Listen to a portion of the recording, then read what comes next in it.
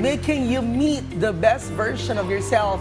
Yan ang goal ng beauty duo na nagsimulang makilala sa social media.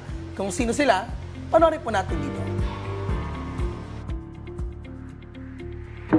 Mula sa pagpapatangos ng ilong, pagpapasexy ng bewang, pagpapa-enhance ng mga labi, hanggang sa pag-achieve ng perfect glass skin, talagang nagsusulputan na ang mga clinic na nagbibigay ng ganitong serbisyo. Isa na nga sa mga nakisabay sa pagbibigay ng mga beauty services na ito ang TikTok pairs na sina Dr. Ann Kawile at Dr. Marge Salazar. Ayon sa kanila, sinimulan nila ito para maging way sa mga kapwa nila kababaihan na ma-meet ang best version ng kanilang sarili, kung saan confident sila at masaya. They're very proud.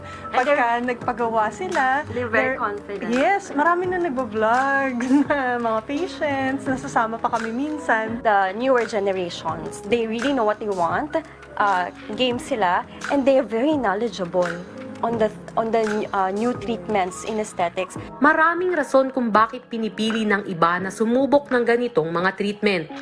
Ang iba ay personal preference. Ang iba ay hinihilang kanilang bullying trauma.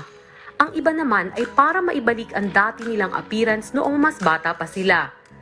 Alinman sa mga ito ang dahilan nila, ang pag-undergo ng cosmetic procedures at aesthetic treatment ay hindi dapat nagpapataas ng kilay ng iba, lalo na kung ito ang ikakasaya nila. Because self-care is never selfish. Mas maganda na makakuha mo dun sa doktor mo talaga kung ano yung bagay sa'yo specifically kasi iba-iba yung anatomy natin. Huwag kayong matatakot na for change kasi you will never know kung ano yung how it can change you as a person inside and out.